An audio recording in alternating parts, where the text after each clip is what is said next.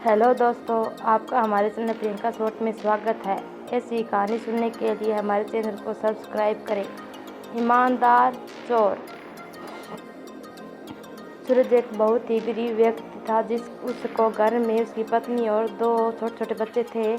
सूरज दूसरे के खेतों में काम करता था और उसे जो पैसे मिलते थे उनसे उन सभी का गुजारा होता था। अभी बच्चे बहुत छोटे थे इसलिए उनके स्कूल का कोई खर्च नहीं था, पर सूरज की कमाई से उन चारों का खाना भी मुश्किल से चल पाता था। सूरज को कभी काम मिलता था तो कभी नहीं। उसे कभी कभी तो खाली हाथ ही घूमना पड़ता था। जिन दिनों उसे काम नहीं मिलता था तो उसके घर में खाने के भी लाले पड़ जाते थे।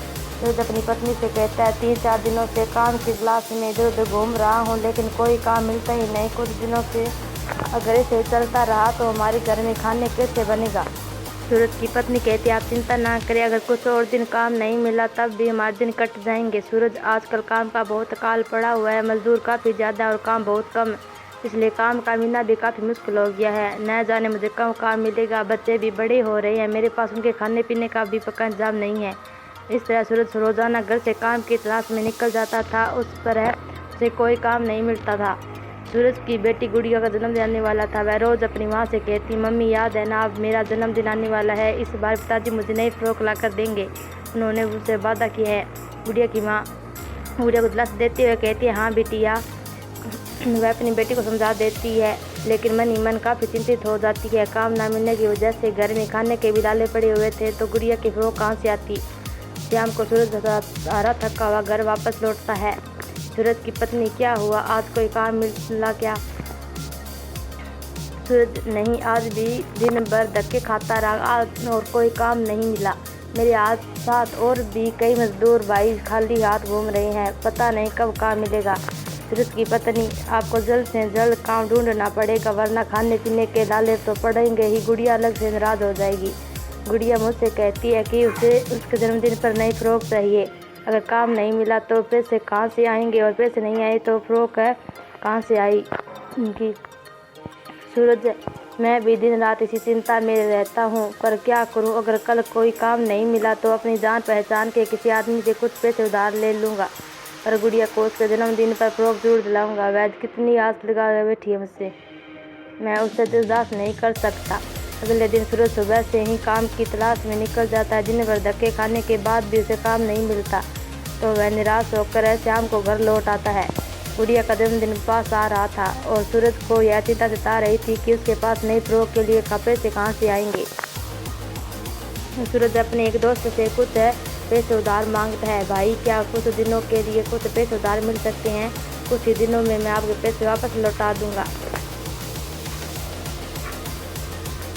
सूरज का दोस्त है, बे अरे भाई, तुमको तो पता है आजकल कि कितनी कीमत चल रही है, मेरे पास तो खुद के खर्चे के लिए भी पैसे नहीं हैं।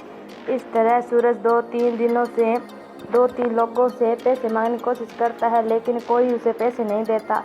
आखिरकार वह एक पेड़ के नीचे बैठ जाता है। सूरज मन ही मन सोचता है, अब मैं क्या करूं भला, अपनी बेटी की एक छोटी सी इच्छा भी पूरी नहीं कर सकता।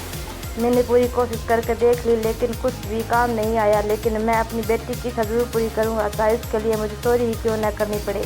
हे भगवान, मुझे माफ़ करना, मैं अपनी बेटी की आंखों में आंसू नहीं देख सकता हूँ। सूरज अपने मन में विचार लेकर आगे बढ़ता है। कुछ दूर जाने पर उसे एक आलीशान मकान दिखता है और वह वहाँ से चोरी करने की सोचता है। सूरज, मकान काफ़ी बड़ा लग रहा है, इसमें तो काफ़ी लोग रहते होंगे, चलो मैं इस मकान के अंदर जाता हूँ, जो भी पैसे मिलेंगे उनसे मैं अपनी गुड़िया के लिए एक नई फ्रॉक खरीद लूँगा। मैं ऐसा काम मैं भी कभी ना करता अगर मुझे अपनी छोटी बच्ची का ख्याल नहीं होता। सूरज अपनी बारी मन से विचार करते हुए उस मकान की ओर बढ़ता है। वह मकान में घुसने की कोशिश करता है, तभी सामने से मकान मालिक और उसकी पत्नी बाहर की ओर निकलते हैं और अपने नौकर से कहती है, देखो रघुराम, बिटिया का अच्छे से ध्यान रखना, उसे कोई भी चीज़ की कमी ना हो, हम लोग जरूरी काम से बाहर जा रहे हैं, शाम को लौट कर आना होगा, तब तक बिटिया को कहीं भी अकेले मत छोड़ना। यह कहते हुए वह आदमी और औरत कार से निकल जाते हैं। उन्हें जाता देख सूरज सोचता है, चलो यह तो अच्छा है, ये लोग घर से बाहर चले गए, अब चोरी करने में थोड़ी आसानी होगी। सोचते हुए सूरज घर के पीछे के दरवाजे से घर में दाखिल होता है। रसोई की पीछे की दीवार की खिड़की से अंदर जाता है। अंदर से कोई भी नजर नहीं आता। वह चुपचाप अंदर चला जाता है और चोरी की नीयत से सामने वाले कमरे में जाता है। सूरज देखता है कि मेज पर नोटों की एक छोटी सी गड्डी पड़ी हुई है। बस सूरज उसे तुरंत अपने कुर्ते में छुपा लेता है और वहाँ से भागने की कोशिश करता है। सूरज जैसे ही घर से बाहर निकलता है तुरंत किसी के रोने की आवाज़ आने लगती है, बचाओ बचाओ, मेरी कोई मदद करो। एक छोटी सी लड़की मदद के लिए चिल्ला रही थी। सूरज खिड़की से वापस कूद जाता है और वहाँ जाता है जहाँ से आवाज़ आ रही है। सामने का नज़ारा देख उसके होश उड़ जाते हैं। उस कमरे में मंदिर के दिए से आग लग गई थी। आग के बीच में फंसी एक छोटी सी लड़की जोर जोर से चिल्ला रही थी। वह लड़की व्हीलचेयर पर बैठी थी। लड़की पैरों से चल नहीं सकती थी। नौकर यह दृश्य देखकर घबरा गया और मदद के लिए चलने लगा। अरे कोई मेरी बिटिया को बचाओ, अरे भाई मदद करो।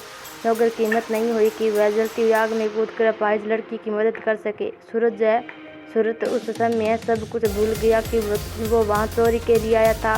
बस बच्चे की जान बचाने के लिए उस कमरे में घुस गया। वहाँ रखे कंबल से उस लड़की को लपेटकर सूरज बहुत मुश्किल से अपनी जान बचाते हुए बाहर निकल आया। उसके पास उसने उस आग पर पानी डालकर उसे बुझा दिया। लड़की बेहोश हो गई। नौकर कहता है, अरे भाई तुम्हारा बहुत बहुत शुक्रिया, तुमने हमारी बिटिया की जान बचा ली, वरना इस अपाहिज लड़की का तो बाहर आना भी मुश्किल था। अब मैं जल्दी से फ़ोन करके मालिक को यहाँ बुला लेता हूँ और डॉक्टर को फ़ोन कर देता हूँ।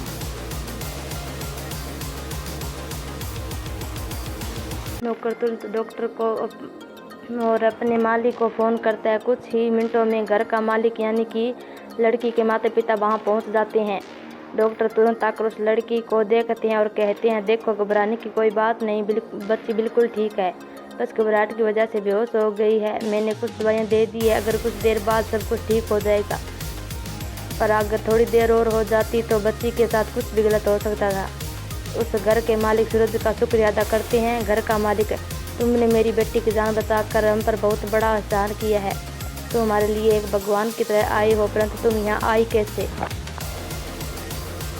सूरज ने सब कुछ सच सच बता देता है। देखिए सेठ जी, मैं आपके घर में चोरी करने के लिए आया था। मुझे अपनी बेटी के लिए एक नई फ्रॉक लेनी थी। उसके लिए पैसे की जुगाड़ करने के लिए मैं आपका घर चोरी करने के लिए आया था। मैं यहाँ से जैसे ही चोरी करके निकल रहा था तभी अंदर से आवाज़ आने लगी।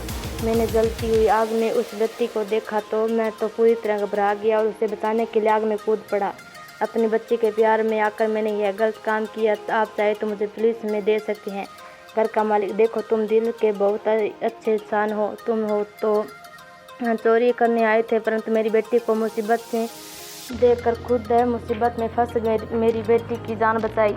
यह तो एक बहुत ही अच्छे और ईमानदार व्यक्ति के संकेत है।